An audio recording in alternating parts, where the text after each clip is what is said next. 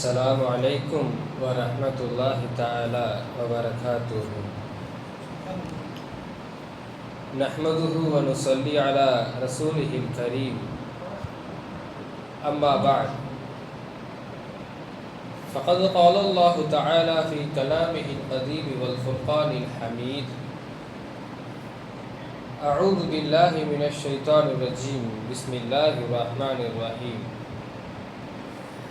وَلَنَبْلُوَنَّكُمْ بِشَيْءٍ مِّنَ الْخَوْفِ وَالْجُوعِ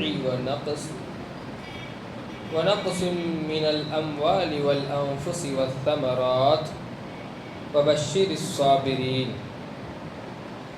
الَّذِينَ إِذَا أَصَابَتْهُمْ مُصِيبَةٌ قَالُوا إِنَّا لِلَّهِ وَإِنَّا إِلَيْهِ راجعون أُولَٰئِكَ عَلَيْهِمْ صَلَوَاتٌ مِّن رَّبِّهِمْ وَرَحْمَةٌ وَأُولَٰئِكَ هُمُ الْمُهْتَدُونَ. صدق الله العظيم. وقال رسول الله صلى الله عليه وسلم: عجبا لأمر المؤمن إن أمره كله له خير، أو كما قال عليه الصلاة والسلام. எல்லா புகழும் அல்லாஹ் ஜல்ல ஷானு தஆலா ஒருவனுக்கே உரித்தாகுக. அருமை நாயகம் முஹம்மது ரசூலுல்லாஹி ஸல்லல்லாஹு அலைஹி வஸல்லம் அன்னவர்களின் மீதும் அன்னவர்களின் சத்திய வழியை பின்பற்றி வாழ்ந்த சஹாபாக்கள், தாபிஈன்கள், தபஅ தாபிஈன்கள், அஹ்தாபுகள், அவுலியாக்கள், சுஹதாக்கள், சாலிஹீன்கள், நாதாக்கள், பெரியோர்கள், நல்லோர்கள், குறிப்பாக நம் அனைவரின் மீதும் அல்லாஹ்வின் ரஹ்மத்தும் மஃபிரத்தும் என்றென்றும் நிறைவாக உண்டாவதாக. ஆமீன். அல்லாஹ்வின் கிருபையினால் சங்கைக்குரிய மாதமான துல்ஹஜ் மாதத்தினுடைய ஐயாமு தக்பீர் என்று சொல்லப்படக்கூடிய தக்பீருடைய நாளிலே ஒரு சிறந்த நாளான ஜும்ஆவுடைய நாளிலே நாம் இருக்கிறோம். அல்ஹம்துலில்லாஹ். மனிதர்களுக்கு பல்வேறு தன்மைகள் தேவைப்படுகிறது. பல்வேறு தன்மைகள் தேவைப்படுகின்ற மனிதன், அதனுடைய சூழ்நிலைகள் தான் மனிதனை அவன் எப்பேற்பட்டவனாக இருக்கிறான் என்பதை, அந்த சூழ்நிலை அவனை நடத்தாட்டச் செய்கிறது. மனிதனுடைய சூழ்நிலை, வாழ்க்கை என்பது ஒரு நேர்கோட்டில் செல்வதல்ல, அல்லது ஒரு ஏர்முகமாகவும் செல்வதாக மனிதனுடைய வாழ்க்கை இருக்காது. இன்பம் இருக்கிறது, துன்பமும் இருக்கிறது, கஷ்டமும் இருக்கிறது, நல்லதும் இருக்கிறது, நஷ்டமும் இருக்கிறது. இப்படி மனிதனுடைய வாழ்க்கை என்பது மகிழ்ச்சிக்கும் துன்பத்திற்கும் சவால்களுக்கும் சோதனைகளுக்கும் மத்தியிலே ஒவ்வொரு நாளும் சுழன்று கொண்டிருக்கிறது. மனிதர்களுக்கு நிறைய குறைகளும் கொடுக்கப்பட்டிருக்கிறது, எண்ணற்ற நிறைகளும் கொடுக்கப்பட்டிருக்கிறது. பல நிறைகள் வரும்பொழுது மனிதன் சந்தோஷம் அடைகிறான், மிதப்பில் இருக்கிறான். ஆனால் கஷ்டங்கள் வரும்பொழுது மனிதன் அந்த நேரத்தில் துவண்டு விடுகிறான். அந்த கஷ்டத்தை ஒரு மனிதரால் நம்மால் ஏற்றுக்கொள்ள முடியவில்லை. சில நேரங்களிலே அந்த கஷ்டத்திலே துவண்டு போய் தவறான வார்த்தைகளை எல்லாம் பயன்படுத்துகிறோம். திருக்குர்ஆன் நமக்கு பல்வேறு செய்திகளை சொல்கிறது. அதில் முக்கியமான ஒரு விஷயம் என்னன்னா, லா தக்னது மிர் ரஹ்மத்தில்லாஹ், அல்லாஹ்வின் அருளிலே நீங்கள் நிராசை அடைய வேண்டாம். அல்லாஹ்வுடைய அருளிலே நீங்கள் நிராசை அடைய வேண்டாம் என்று திருக்குர்ஆனிலே அல்லாஹ் நமக்கு சொல்லி காட்டுகிறான். அல்லாஹ்வுடைய ரஹ்மத் மிகப்பெரியது, அளவு கடந்தது. அவருடைய கருணை மிகப்பெரியது. ஒரு கஷ்டங்கள் வருகின்ற பொழுது கருணையாளன் அந்த கஷ்டத்திலிருந்து நமக்கு மீள்வதை ரப்புல் ஆலமீன் நமக்கு தருவான் என்கின்ற நம்பிக்கை ஒரு முஸ்லிமுக்கு தேவை. திருக்குர்ஆனிலே ஒரு வசனம் இருக்கிறது. அந்த வசனத்தை நாம் அன்றாடம், நாம் தினந்தோறும் அந்த வசனத்தை நமக்கு நாமே சொல்லிக் கொண்டு வேண்டிய ஒரு கட்டாயத்தில் இருக்கிறோம். சொல்லிக்கொண்டால், நாம் தெரிந்து கொண்டால், அதனுடைய அர்த்தத்தை நாம் விளங்கி கொண்டால், எப்பேற்பட்ட துன்பங்கள் வரும் பொழுதும் மனக்குழப்பங்கள் வரும் பொழுதும் அந்த வசனத்தினுடைய பொருள் நமக்கு பாதுகாப்பை தருகிறது, ஒரு மன நிம்மதியை தரும் என்பதில் சந்தேகம் இல்லை. அஸா அன் தக்ரஹு ஷைஅன் வஹுவ கைருல் லக்கும், நீங்கள் சில விஷயத்தை வெறுக்கிறீர்கள், இது கிடைக்கக்கூடாது, இது வேணாம் என்று நினைக்கிறீர்கள், வெறுக்கிறீர்கள். ஆனால் என்னன்னா அதில் தான் உங்களுக்கு கயிறு இருக்கும், அதில் உங்களுக்கு நல்லது இருக்கும். வஅஸா அன் துஹிப்பு ஷைஅன், சில விஷயங்களை நீங்கள் கிடைக்க வேண்டும் என்று விரும்புவீர்கள், சிலரை விரும்புவீர்கள், சில விஷயத்தை, சில பொருளை, சில காசை நீங்கள் விரும்புவீர்கள். ஆனால் அதில் ஷர் இருக்கும், ஷர்ருல் லக்கும், ஆனால் அதில் உங்களுக்கு தீமை இருக்கும், தீங்கு இருக்கும். சொல்லிட்டு அல்லாஹ் தஆலா ஒரு வார்த்தையை சொல்கிறான். ஏன்னா நமக்கு எதில் நல்லது எது கெட்டது நமக்கு தெரியாது. வல்லாஹு யஅலமு வ அன்தும் லா தஅலமூன், அல்லாஹ்க்கு தெரியும், அல்லாஹ் அறிந்தவன், உங்களுக்கு தெரியாதுன்னு அல்லாஹ் தஆலா திருக்குர்ஆன்ல சொல்கிறான். மனிதனுடைய வாழ்க்கை அப்படித்தான். சில விஷயங்கள் நமக்கு கிடைக்க வேண்டும் என்று நினைப்போம். சில தொழிலிலே லாபத்தை, முதலீட்டை போட்டவுடன் லாபம் கிடைக்க வேண்டும் நாம் நினைப்போம். சில ஏற்பாடுகளை செய்வோம், திருமணத்திற்கான ஏற்பாடுகளை செய்வோம், தள்ளி போகும். பிள்ளையுடைய படிப்புக்காக ஏற்பாடு செய்வோம், தள்ளி போகும். அல்லது நமக்கு பிடித்த சில வேலைகளை செய்வதற்கான முயற்சியை செய்வோம், தள்ளி போகும். தள்ளி போகும், கிடைக்காமல் இருக்கும், வேறு கிடைக்கும். இப்படி பல்வேறு சூழ்நிலைகள் வரும் பொழுது இந்த வசனம் நமக்கான படிப்பினை. நீங்கள் நல்லதுன்னு சிலர் நினைக்கிறீங்க, ஆனால் என்ன, அதில் உங்களுக்கு கெட்டது இருக்கும். சில விஷயம் நமக்கு சிலருடன் சேரக்கூடாது, சிலரை பார்க்கக்கூடாது, சில விஷயங்களை செய்யக்கூடாது, இப்படி பல விஷயங்களை நாம் நினைக்கிறோம். ஆனால் லகான கைருல் இருக்கும், அதில் உங்களுக்கு நல்லது இருக்கும். எது நல்லது கெட்டதுன்னு உங்களுக்கு தெரியாது, அல்லாஹ்வே அறிந்தவன் என்று திருக்குர்ஆன் நமக்கு சொல்லித் தருகிறது. அந்த துன்பங்கள் வரும்பொழுது துவண்டிவிடக்கூடாது ஒரு முஸ்லிம். துன்பங்கள் வரும்பொழுது ரப்புல் ஆலமீன் மீதான நம்பிக்கையை நாம் மென்மேலும் அதிகப்படுத்த வேண்டும். தாவூத் அலைஹிஸ்ஸலாம் கிட்ட ஒரு பெண்மணி வருகிறார்கள். வந்து ஒரு வினோதமான ஒரு கேள்வியை கேட்குறாங்க. தாவூத் அலைஹிஸ்ஸலாம் கிட்ட வந்து கேட்குறாங்க, உங்களுடைய ரப்பு வாலிமும் அவ் ஆதிலும், உங்களுடைய அல்லாஹ் இருக்கிறான்ல ரப்பு, அவன் நியாயமானவனா இல்லை அநீதமானவனா? கேள்வியே கொஞ்சம் டிஃப்ரெண்ட்டாக இருக்குது, பயங்கரமாக இருக்குது.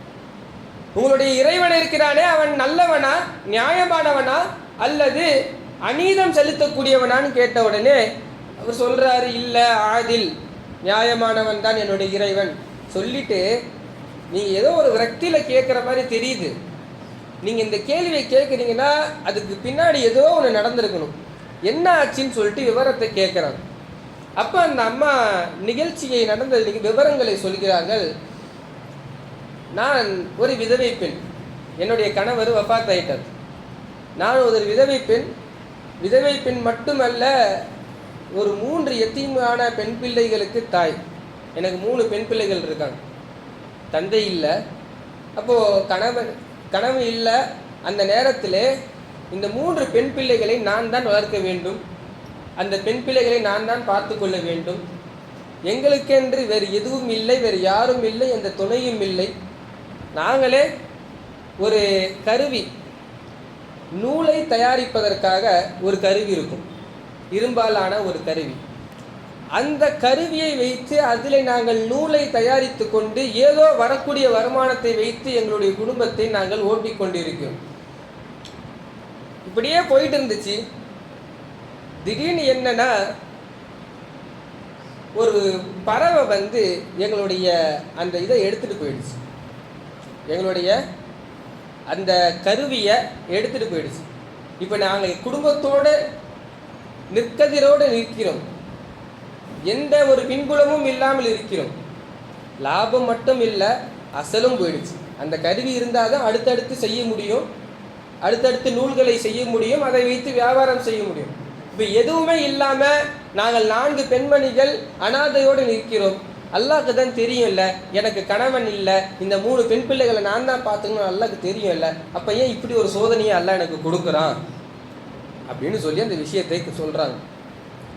தாவூத் அலைஹிஸ்ஸலாம் அவர்கள் இந்த கேள்வி எல்லாத்தையும் கேட்டதுக்கப்புறம், இந்த நிகழ்ச்சியெல்லாம் அவங்க சொன்னதை அவங்க விளங்கினதுக்கப்புறம் சொல்கிறாங்க, ஏமா அல்லாஹ் ஒரு விஷயத்தை செஞ்சால் அதில் ஒரு நல்லது இருக்கும்.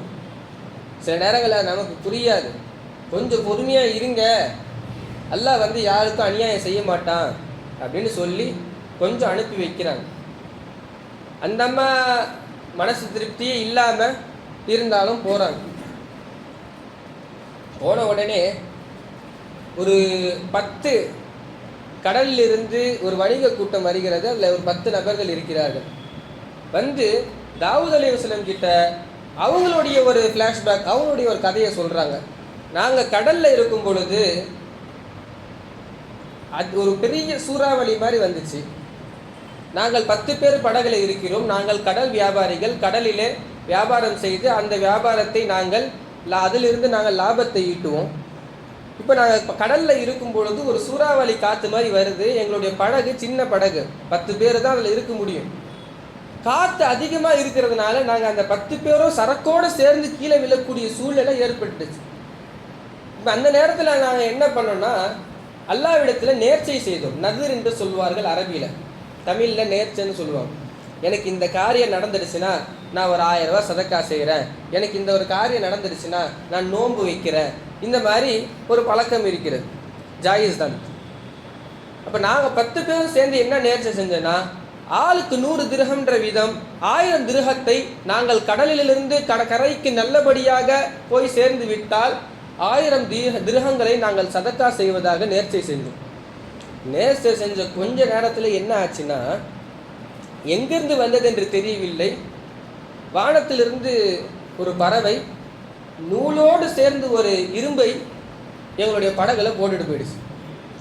கப்பலில் வெயிட் இல்லாமல் எங்களுடைய கப்பல் ஆடிக்கொண்டிருந்த அந்த தருணத்திலே அந்த இரும்பு இருக்கிறது அல்லவா, அந்த கருவி எங்களுக்கு ஒரு நங்கூர்ணத்தை போன்று நூலோடு சேர்ந்து போட்டதினால் நாங்கள் அதன் மூலமாக நல்லபடியாக கரைக்கு திரும்பினோம். அந்த நேர்ச்சையை நாங்கள் நிறைவேற்ற வேண்டும். பொதுவாக நேர்ச்சையுடைய சட்டம் என்னென்னா, காரியம் நடந்துருச்சுன்னா முடிஞ்ச அளவுக்கு அதை சீக்கிரமாக கொடுத்துடணும். அதனால் இந்த 1000 திர்ஹங்களை நீங்கள் வைத்துக் கொள்ளுங்கள், யாரிடத்திலே கொடுக்க வேண்டும் என்று உங்களுக்கு தெரியும், நீங்கள் கொடுங்கள் அப்படின்னு சொல்லி தாவூத் அலைஹிஸ்ஸலாம் கிட்ட அந்த கப்பலிலிருந்து வந்த அந்த கூட்டம் சொல்கிறது. சொல்லிவிட்டு அவங்க போயிட்டாங்க. அப்போ அந்த அம்மாவை கூப்பிடுறாங்க தாவூத் அலைஹிஸ்ஸலாம். கூப்பிட்டு, ஏம்மா இந்த 1000 தீனார் 1000 திர்ஹம் தங்க காசு, இது உன்னோடையது. நீ அல்லாஹ் வாலிமா அல்ல ஆதிலா, நியாயமானவனா நியாயமற்றவனான்னு கேட்டல்ல, அல்லாஹ் உனக்கு 1000 பொற்காசுகளை கொடுத்திருக்கிறான். இந்த இடத்துல நீ வார்த்தைகளை தவறாக பயன்படுத்தக்கூடாது. பொறுமையை காத்து நீ சென்றதன் காரணமாக அல்லாஹ் உனக்கு 1000 பொற்காசுகளை தந்திருக்கிறான் அப்படின்னு சொல்லி தாவூத் அலைஹிஸ்ஸலாம் அவர்கள் அந்த பெண்மணியை அனுப்பி வைக்கிறார்கள். இதைதான் அந்த வசனம் நமக்கு சொல்கிறது, அசா அன் தக்ரஹு ஷையன் வஹுவ கைருல் லக்கும் வ அசா அன் துஹிப்பு ஷையன் வஹுவ ஷர்ருல் லக்கும். சில நேரங்களில் நம்ம நினைக்கிறது உண்டு, இருக்கிறதே போயிடுச்சு, நம்மக்கிட்ட இருந்ததே அது ஒன்று தான், அதுவும் போயிடுச்சு, இப்போ நம்ம என்ன பண்ணுறதுன்னு இருக்கும் பொழுது, அதில் நாம் பொறுமை காக்கும் பொழுது அதை விட சிறந்தது ரப்புல் ஆலமீன் தருவான். 1000 பொற்காசுகளை வைத்து அந்த குடும்பமே நிரப்பமாக வாழ முடியும் என்ற அளவிற்கு ரப்புல் ஆலமீன் அவர்களுக்கான வசதியை தந்தான். ஒரு முஸ்லீமுடைய விஷயத்தில் 2 தான் இருக்கிறது. அந்த 2 நடக்கும் பொழுதும் அவனுக்கு நன்மை. பெருமானார் ஸல்லல்லாஹு அலைஹி வஸல்லம் சொல்கிறார்கள், அஜபல்லி அம்ரில் முஃமின், முஃமினுடைய விஷயத்தில் எனக்கு ஆச்சரியமாக இருக்குது. இன்ன அம்ரஹு குல்லுஹு கைர், குல்லுஹு கைர். ஒரு முஃமினுடைய விஷயத்தில் எல்லாமே நன்மை, எல்லாத்துலேயும் நன்மை இருக்கிறது. அது என்ன? ஒரு முஃமின் இன் அஸாபத்ஹுல் ஸர்ராஉ, ஒரு முஸ்லீமுக்கு தீமை நடக்குது, தீமை நடக்கும் பொழுது அதில் பொறுமை காத்தால் அந்த பொறுமைக்கும் அவனுக்கு கூலி இருக்கிறது. அதே முஸ்லீமுக்கு ஹைர் நடக்குது, நல்ல விஷயம் நடக்குது, அந்த நல்லது நடக்கும் பொழுது அதில் அல்லாஹுக்கு அவன் நன்றி செலுத்தினால் அதுவும் அவனுக்கு நன்மையாக ஆகிறது. இது முஸ்லீமை தவிர வேறு யாருக்குமே இல்லை. 2 தான் நம்மளுடைய வாழ்க்கையில் நடக்கிறது. ஒன்று கெட்டது, இன்னொன்று நல்லது. நல்லது நடக்கும் பொழுது அல்லாஹ்விற்கு நன்றி செலுத்தினால் அதுவும் நமக்கு நன்மையாக அமைகிறது. கெட்டது நடக்கும் பொழுது அந்த கெட்டதிலே பொறுமை காத்தால் அதுவும் நமக்கு நன்மையாக ஆகிறது. எனவே ஒரு முஸ்லீமுடைய விஷயம் எனக்கு ஆச்சரியத்தை தருகிறது என்று நபிகள் நாயகம் ஸல்லல்லாஹு அலைஹி வஸல்லம் அவர்கள் சொல்கிறார். எல்லா மனிதர்களுக்கும் கஷ்டங்கள் வந்தே தான் தீரும், மனக்குழப்பங்கள் ஏற்பட்டே தான் தீரும். எந்த கஷ்டமும் இல்லை, ஒரு பிரச்சனையும் இல்லை, எந்த சிரமமும் இல்லை அப்படின்னு ஒருத்தர் கை தூக்க முடியாது. ஏதோ ஒரு வகையில், ஏதோ ஒரு குடும்பத்தின் ரீதியாக, பொருளாதார ரீதியாக, நண்பர்களுக்கு மத்தியில், வியாபாரத்தில் ஏதோ ஒரு கஷ்டங்கள் இருந்து கொண்டே தான் இருக்கும். நபிகள் நாயகம் ஸல்லல்லாஹு அலைஹி வஸல்லம் அவருடைய வார்த்தைகள் நமக்கு சொல்கிறது அல்லவா, ஒரு முஸ்லீம் கஷ்டத்தை அனுபவித்தே தீருவான். எதுவரை? ஹத்தா யக்தியக்கல் யகீன், மவுத்து வரும் வரை, மவுத்து வரை அவனுக்கு கஷ்டம் இருக்க தான் செய்யும். நான் கஷ்டமே இல்லை, எல்லா கஷ்டங்களும் நீங்கி நான் இருக்க வேண்டும் என்று ஒருவர் ஆசைப்பட்டால் அதற்கான சாவியே மவுத்து. மவுத்தானதுக்கு அப்புறம் தான் கஷ்டம் இல்லாமல் ஒருவர் ஆக முடியும். இப்போ கஷ்டங்கள் ஒருவருக்கு எல்லா நேரங்களிலும் அப் அண்ட் டவுன், வாழ்க்கையில ஏற்றமும் குறைவும் இருக்கத்தான் செய்யும். அதை கையாளுவது எப்படி என்றுதான் ரசூலுல்லாஹி ஸல்லல்லாஹு அலைஹி வஸல்லம் அவர்கள் நமக்கு கற்றுத்தருகிறார்கள். இன்றைக்கு மனிதர்களுக்கு இருக்கக்கூடிய பிரச்சனைகளிலே ரொம்ப முக்கியமான பிரச்சனை பொருளாதார பிரச்சனையை சமாளிக்கலாம், குடும்பத்தில் இருக்கக்கூடிய பிரச்சனைகளை சமாளிக்கலாம்.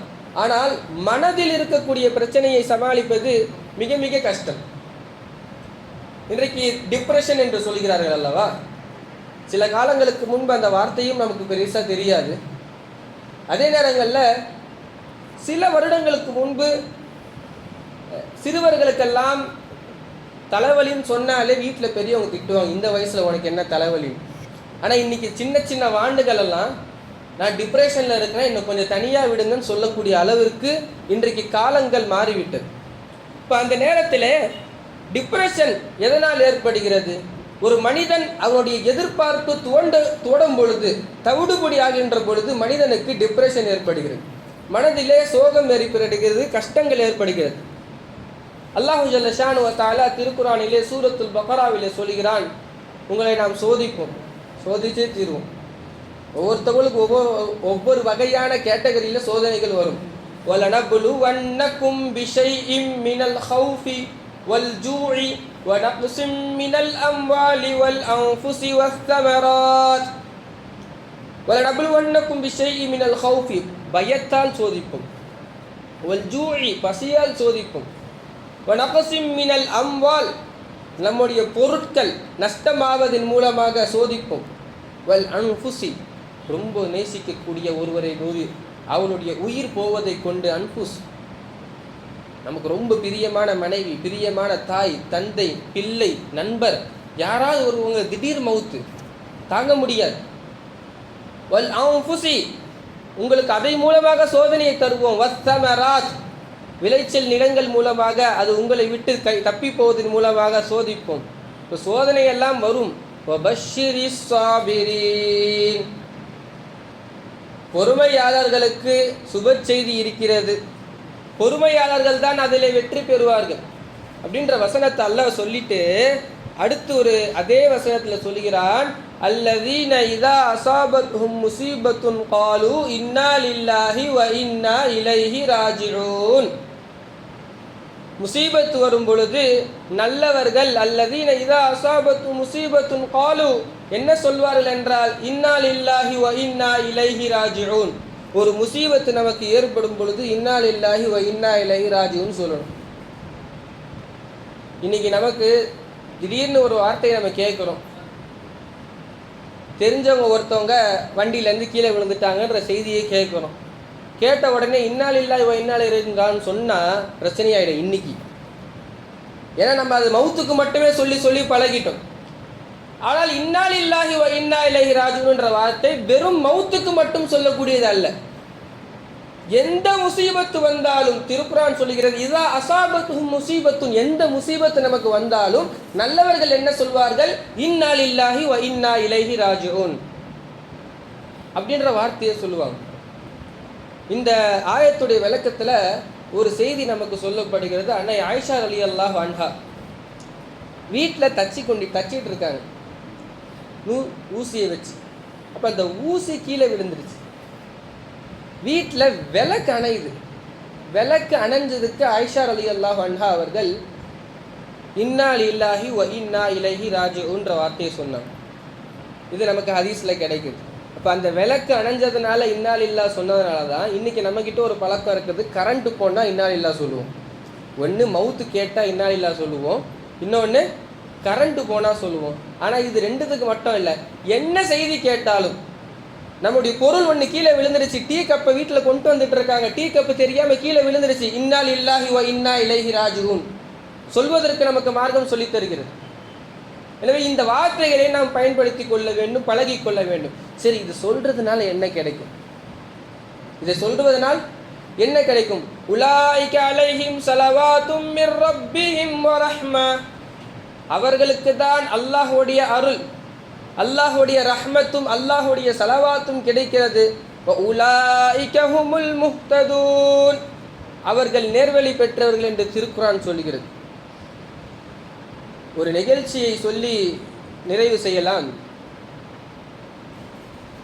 உம்மு சலமா ரலியல்லாஹு அன்ஹா, உம்மு சலமா ரலியல்லாஹு அன்ஹா, அபூ சலமா ரலியல்லாஹு அன்ஹு, ரெண்டு பேர் ரொம்ப அருமையான ஜோடி, ரெண்டு பேர் நல்ல சஹாபாக்கள். அருமையான ஜோடி என்பதனால் எதனால் என்பதால், அபூ சலமா ரலியல்லாஹு அன்ஹு நபி ஸல்லல்லாஹு அலைஹி வஸல்லம் உடைய சபைக்கு போவாங்க.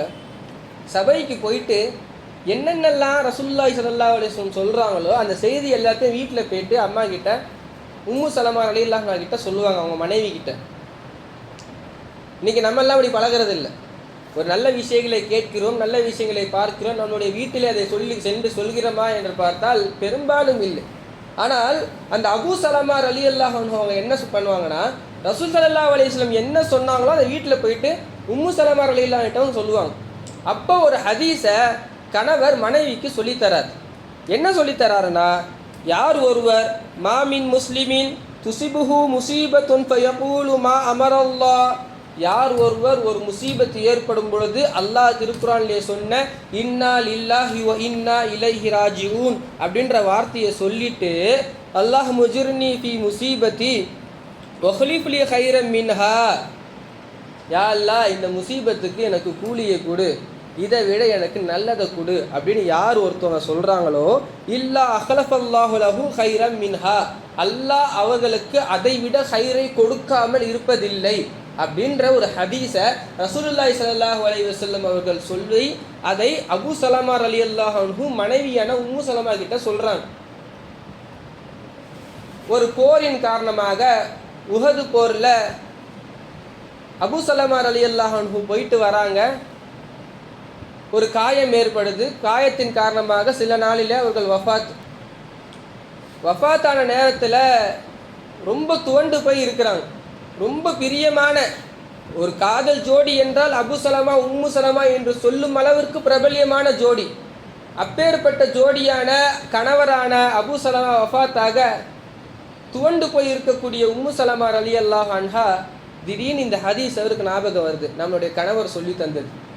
அதனால் என்ன பண்ணுறாங்க, இன்னா லில்லாஹி வ இன்னா இலைஹி ராஜிஊன் அல்லாஹும்ம அஜிர்னி ஃபி முசீபத்தி வஹ்லிஃப் லி கைரம் மின்ஹா அப்படின்ற துவாவை ஓதுறாங்க. ஓதிட்டு அவங்க ஒரு வார்த்தையை சொல்கிறாங்க, இதை விட ஹைரை கொடு அப்படின்றது அந்த துவாவுடைய பொருள். கடைசி அந்த துவாவை ஓதிட்டு, துவாவை நான் நம்புகிறேன், ஏன்னா ரசூலுல்லாஹி ஸல்லல்லாஹு அலைஹி வஸல்லம் சொல்லிட்டாங்க முசீபத்து வந்தால் இதை ஓதணும் அப்படின்னு சொல்லிட்டு. ஆனால் ஐயுல் முஸ்லிமீன ஹைரும் மின் அபி சலமா, என் கணவர் அபூ சலமாவை விட வேற யார் நல்லவங்க, வேற யாரை சிறந்தவங்க? ஏன்னா முசீபத்தை விட நல்லதை கொடுப்பான்றது துவாவில் இருக்குது. என் கணவரை விட என்னுடைய கணவரான பிரியத்திற்குரிய கணவரான அபூ சலமாவை விட வேற யார் இந்த உலகத்தில் நல்லவங்க சிறந்தவங்களாக இருக்க முடியும் அப்படின்னு சொல்லி ஒரு வார்த்தையை கேட்குறாங்க. கொஞ்ச நாள் போகுது. ஆனால் இந்த துவாவை அவர்கள் மனப்பூர்வமாக ஓதினார்கள். ரசூலுல்லாஹி ஸல்லல்லாஹு அலைஹி வஸல்லம் சொல்லிவிட்டார்கள் என்ற காரணத்தினால் மனப்பூர்வமாக ஓதினார்கள். நாட்கள் நகர்கிறது. நகரும் பொழுது அழைப்பு. அபூபக்கர் சித்தீக் ரலியல்லாஹு அன்ஹு பெண் கேட்டு அழைக்கிறாங்க. பெண் கேட்டு ஆள் அனுப்புகிறாங்க. அந்த அம்மா முடியாதுன்ட்டாங்க. அடுத்து உமர் ரலியல்லாஹு அன்ஹு ஆள் அனுப்புகிறாங்க. கொஞ்ச நாளில் அந்த அம்மா அதுக்கும் முடியாதுன்னு சொல்லிட்டாங்க. இன்னும் கொஞ்ச நாள் போகுது. எம்பெருமானார் ஸல்லல்லாஹு அலைஹி வஸல்லம் அவர்கள் பெண் கேட்டு ஆள் அனுப்புகிறார். திருமணமும் அல்லாஹ்வினுடைய உத்தரவிலே நடக்கிறது. அப்போ அந்த அம்மா கேட்ட வார்த்தை என்ன? ஐயுல் முஸ்லிமீன கைரும் மின் அபி சலமா, என்னுடைய கணவரான அபூ சலமாவை விட இந்த உலகத்தில் நல்லவங்க சிறந்தவங்க யார் இருக்க முடியும்னு கேட்டாங்க. அகிலத்திற்கே சிறந்தவரான எம்பெருமானார் ஸல்லல்லாஹு அலைஹி வஸல்லம் அவர்களை அல்லாஹு தஆலா கணவராக தேர்ந்தெடுத்து கொடுக்கிறான். காரணம் என்ன? அந்த துவாவை அவர்கள் ஓதினார். ஒரு முசீபத்து வருகிறது, பெரிய துவண்டு போகும் அளவிற்கு அந்த முசீபத்து வந்தாலும் இன்னா லில்லாஹி வ இன்னா இலைஹி ராஜிஊன் என்ற வார்த்தையை ஓதிவிட்டு, இதை விட எனக்கு ஹைரை கொடு, இந்த முசீபத்தை என்னிடத்திலிருந்து பாதுகாப்புத்தான் அல்லாஹ்விட்ட கேட்குறாங்க அல்லவா? இன்றைக்கி நம்ம அப்படி பழகிறோமா?